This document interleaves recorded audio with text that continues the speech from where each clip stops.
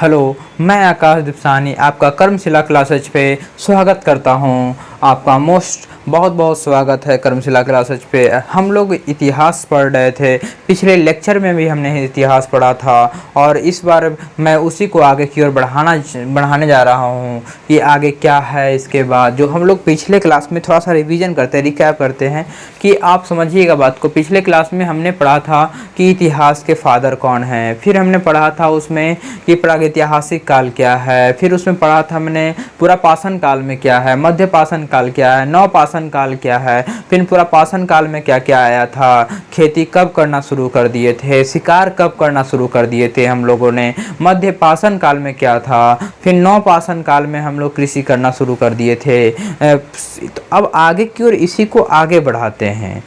उसमें हम लोग फिर पढ़े थे कि सबसे पहला धातु किसका खोज किया गया था। दूसरा चीज़ उसमें पढ़े थे हम लोग कि धातु के बाद पढ़े थे कि किस पशु को हम लोग सबसे पहले पालतू बनाए थे। पालतू बनाने के बाद फिर वो तो पालतू बना लिए थे, फिर उसके बाद कहाँ पे सबसे पहला खेती करने का साक्ष्य मिलता है, ये सभी पढ़ चुके थे। अभी हम लोग वेद के बारे में पढ़ रहे हैं। टोटल वेद जो होते हैं ना, वेद का अर्थ ही होता है ज्ञान। वेद का टोटल अर्थ होता है ज्ञान, और वेद का ज्ञान अर्थ होता है, और वेद टोटल हमारे पास 4 है।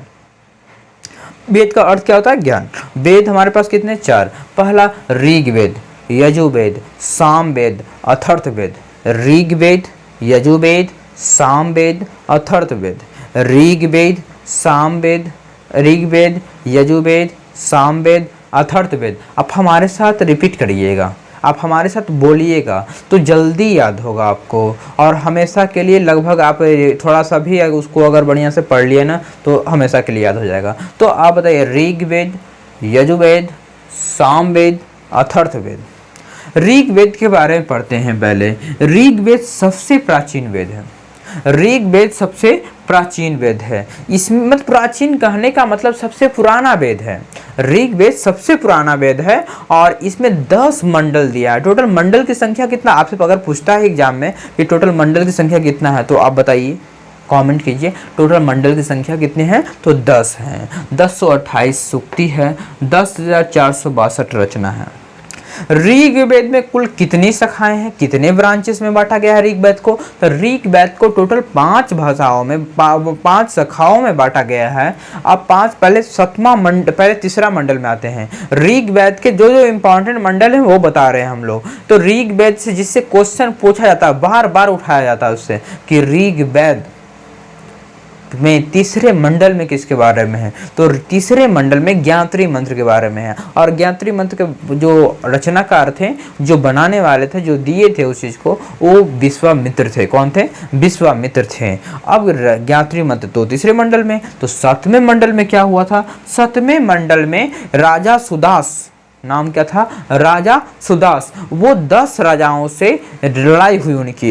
एक तरफ राजा सुदास थे और एक तरफ 10 राजा थे। राजा सुदास की आर्मी और 10 राजाओं की आर्मी सब लड़ गए, कोलैप्स किए। और जब लड़े तो राजा सुदास की जीत हो गई, और राजा सुदास की जीत हो गया तो राजा सुदास जीत गए। इनको बोलते हैं 10 राज का युद्ध।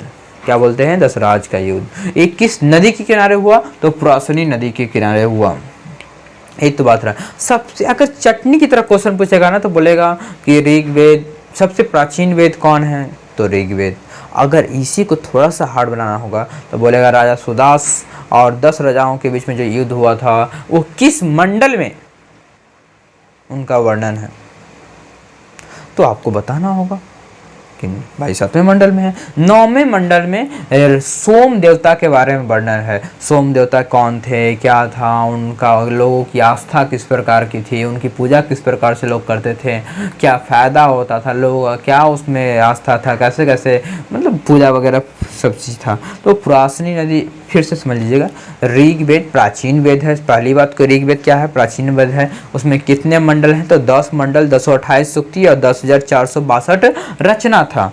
ऋग्वेद को कुल कितने भाषाओं में बांटा गया? तो 5 भाषाओं में बांटा गया। अब बताइएगा, 5 शाखाओं में बांटा गया, 5 शाखाओं में बांटा गया। ऋग्वेद के तीसरे मंडल में ज्ञात्री मंत्र के बारे में बताया गया है। इनका रचनाकार कौन है? विश्वामित्र हैं। 7वें मंडल में राजा सुदास और 10 अन्य राजा के बारे में बताया गया है। 9वें मंडल के सोमदेवता के बारे में, 9वें मंडल में सोमदेवता के बारे में बताया गया है। अब यजुर्वेद आते हैं। यजुर्वेद को गद और पद समझिएगा, मतलब कहानी के रूप में भी उसमें वर्णन है और कविता के रूप में भी वर्णन है, पोएम के रूप में भी वर्णन है। उसको गद्य और पद बोलते हैं। ऋग यजुर्वेद को अगर हम बांटते हैं, उसको दो भागों में बांटते हैं। जिस तरीके से 5 शाखाएं यहाँ पे हैं, तो इनके 2 शाखाएं हैं, एक कृष्ण यजुर्वेद और एक शुक्ल यजुर्वेद। बट कृष्ण यजुर्वेद और शुक्ल यजुर्वेद, यजुर्वेद के कितने भाग है भाई, कितने भाग में बांटे गए हैं? तो कृष्ण यजुर्वेद और शुक्ल यजुर्वेद। अब इसके बाद हम लोग आते हैं साम वेद के बारे में।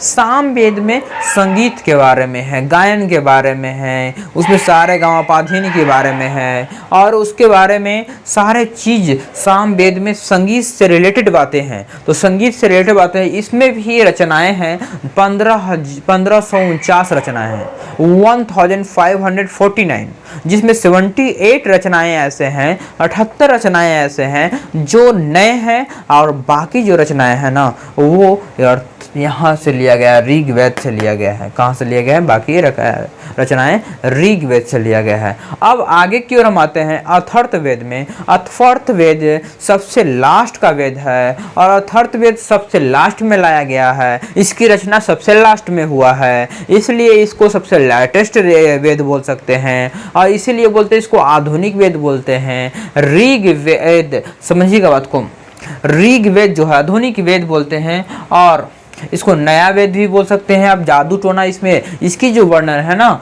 इसका जो वर्णन है इसमें आप अथर्ववेद में जो वर्णन है जादू टोना के बारे में है, मंत्र के बारे में है, कर्मकांड के बारे में है, इस सभी के बारे में आपका अथर्ववेद में है। अथर्ववेद की 2 पुत्रियां थी, जिनका एक का नाम था सभा और एक का नाम है समिति, ऐसा कहा जाता है।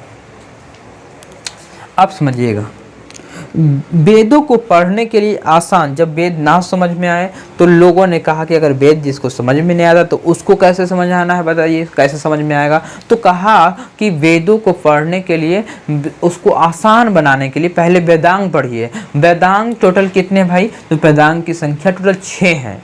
कितने हैं? वेदांग की संख्या 6, वेद की संख्या 4, वेदांग की संख्या 6 और पुराण की संख्या 18। तो वेदांग हैं कौन कौन? शिक्षा है, ज्योतिष है, शिक्षा के बारे में जानकारी होनी चाहिए, ज्योतिष के बारे में जानकारी होनी चाहिए, उपकरण के बारे में जानकारी होना चाहिए, कल्प है उसके बारे में, निरुक्त हो, छंद है, ये सभी के बारे में टोटल 6 को, इस सभी को आप लिख लीजिए और सभी को बार बार रिवीजन कीजिए। बार बार रिवीजन, 1-2 बार रिवीजन कर लेंगे तो आपको सभी याद हो जाएगा और सभी याद हो जाएगा तो आप नंबर, जैसे सीजीएल में अभी पूरा सिलेबस चेंज कर दिया गया है। अब जिनका एसएसटी जीएस पे भी कमांड होना चाहिए अच्छी तरीके से। जैसे वहाँ पे 25 क्वेश्चन ही पूछते थे, प्री एग्जाम जो होते थे 25 नंबर का जीएस पूछता था, 25 नंबर का रीजनिंग पूछता था, 25 नंबर का मैथ पूछता था, 25 नंबर का नहीं, सॉरी 25 क्वेश्चन का, सबसे 25 question, each section 25 question and get the number, get the marks 50 each section. तो एंड आफ्टर मैथ्स है तो 25 question, then get the marks 50 numbers marks, okay. After फिर अब क्या कर दिया गया है कि ये सब आपका पूरी तरीके से आप, इसके बाद आपको सेकंड एग्जाम लिया जाएगा। तो सेकंड एग्जाम पहले मैथ्स होता था और फिर रीजनिंग, फिर मैथ्स होता था, इंग्लिश होता था। 100 क्वेश्चन मैथ के रहते थे 200 नंबर का और 200 क्वेश्चन रहते थे इंग्लिश का 200 नंबर का। टोटल 400 उधर और 200 इधर, टोटल 600 और 100 का डिस्क्रिप्टिव एग्जाम होता था। लेकिन अब बदल गया प्री एग्जाम, अब उसका नंबर जुटेगा नहीं, बस आप सब धन वैसे पसरी रहेगी, चाहे वो किसी का 150 नंबर आ जाए, 180 आ जाए, 200 आ जाए, लेकिन कोई मतलब नहीं है। आप देखना है कि मेंस में टायर 2 में कितना फॉलो करता है। और टायर 2 में पहले मैथ्स और इंग्लिश था, बट अब क्या कर दिया, मैथ्स, इंग्लिश, रीजनिंग, जीएस सभी का वेटेज बढ़ा दिया गया है। तो अब बेचारे जो जीएस थे उन्हीं के लिए, आप लोगों के लिए ही यह समझने के लिए धीरे धीरे हम लोग, जब तक एग्ज़ाम आ जाएगी एसएससी का तो हम तब तक कंप्लीट कर देंगे। हिस्ट्री, ज्योग्राफी, इकोनॉमिक्स, पॉलिटी पढ़ाना शुरू कर दिए हैं, फिजिक्स, केमिस्ट्री, बायो भी पढ़ाएंगे आप लोगों को।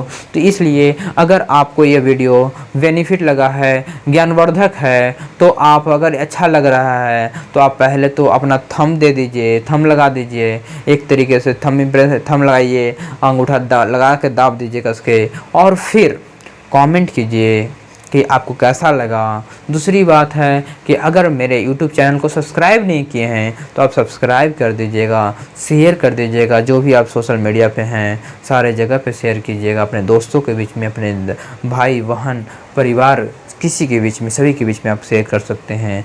तब तक फिर हम लेते हैं आपसे अलविदा, फिर मिलते हैं अगले वीडियो में। तब तक के लिए आप अपना ध्यान रखिएगा। जय हिंद, जय भारत।